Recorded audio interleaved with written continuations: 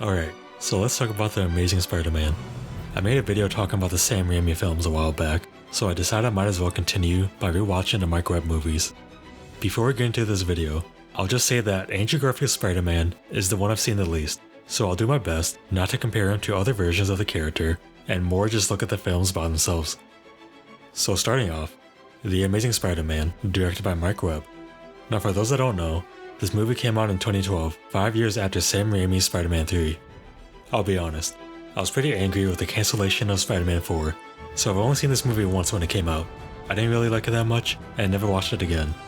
But that was 8 years ago when I was 13, so maybe this rewatch will change my opinion a bit. Few moments later. Alright, so I don't hate the movie as much as before, and I actually found a lot of new things that I enjoyed from it. Now it would be easy for me to dissect every little scene and explain to you why I think something's bad, but instead I'm going to try my best to talk about this film in a positive way, while only mentioning negatives if it really stood out to me. So starting off, there are a lot of things Marc Webb does to make this film feel different while still feeling like a Spider-Man story. Marc Webb takes the Spider-Man character and makes him more grounded and realistic. This helps make Peter and everyone around him feel like real people. Instead of having one-note characters, Marc Webb takes people like Flash Thompson and adds depth to the character. Flash in the movie is more than just a bully used for comedic relief. Instead, Flash gets his own character arc while also being a reflection of Peter's own character arc as well. Now I know some people criticize Andrew Garfield as Peter Parker because he's too good looking or cool, and while that is true, this Peter still feels like an awkward outsider, which I think is true to the character. Instead of making Peter look like a generic nerd, Marc Webb pushes to make the character feel more like a modern teenager and not the stereotypical loser. While the rest of the high school seems a bit unrealistic, this movie does a great job at showing what a teenager would do if they had superpowers. Peter in this movie uses his powers to make fun of his bully. He uses his powers to impress a girl. And after Uncle Ben gets killed, he uses his powers for revenge. A lot of people dislike the movie because of these moments, and say they're not comic book accurate. Now personally, I don't think comic book accuracy matters too much as long as the changes made make sense within the context of the film. Take Captain America's Civil War for example. The film is drastically different from its comic book counterpart, but is still considered one of the best Marvel movies. And all the changes made from the comics make sense within the story that is set up with the MCU. With the Amazing Spider-Man movies, we get a darker and more realistic version of the character. Spider-Man isn't a perfect superhero because the person under the mask is a broken teenager who has no idea what he's doing. Peter grows up wondering why his father had left him, and then later has to see another father figure leave his life. At this point in the story, it makes sense for Peter to want vengeance instead of wanting to be a hero. It's not up until the bridge scene near the end of the movie where Peter finally realizes what being Spider-Man really means. While chasing the lizard throughout the city, Spider-Man sees a panicking father about to lose his son. A situation that hits close to home for Peter. This is one of my favorite scenes in any Spider-Man movie because it really shows what being Spider-Man means for people.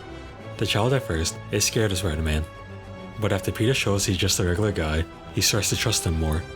And after being given the mask, he gets the courage to be stronger and climb out of the burning car. Put it on! The mask! It's gonna make you strong! And after all that is said and done, Peter finally realizes who he is. Who are you? Spider-Man. This really hits home on the idea that Spider-Man is a hero of the people, and that if you help someone, you help everyone. Now there are a lot of good and bad things that can be said for the movie in general.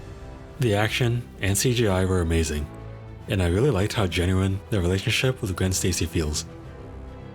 Probably my least favorite parts of the movie were definitely Peter's parents and the villain himself.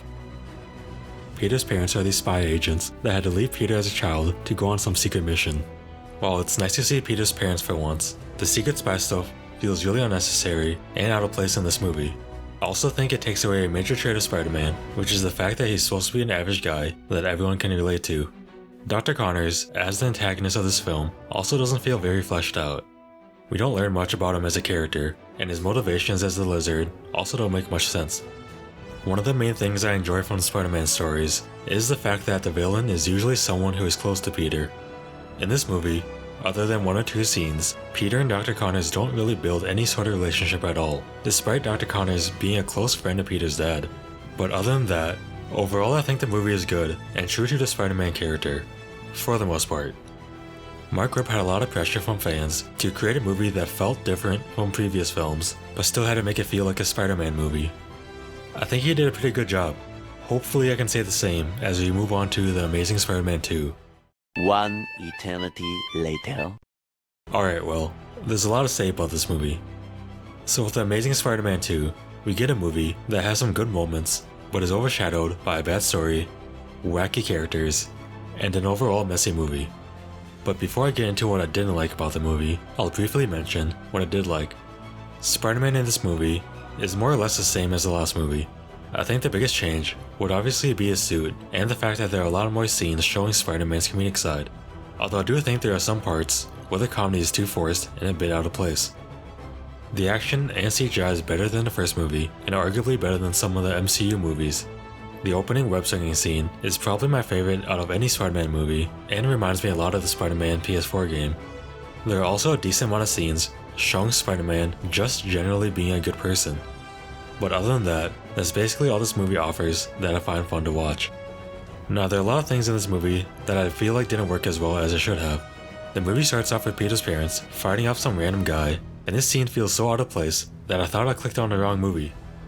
We see Peter's parents again, sprinkled throughout the movie, but none of the scenes really make any sense and don't fit into the story that much. And we also learn that the spider that bit Peter had his dad's DNA in it, meaning Peter Parker is literally the only person that could have been Spider-Man. Now I hate this for a number of reasons. I don't like the fact that Peter was destined to be Spider-Man, and I also don't like how it takes away a major theme from the last movie, where anyone can wear the mask and feel powerful. But moving on, all the villains of this movie aren't that great either. The Rhino feels way too goofy and seems like he just came straight out of a cartoon. Electro's character arc also gets rushed and pushed aside by Harry Osborn, who is the Green Goblin in this movie.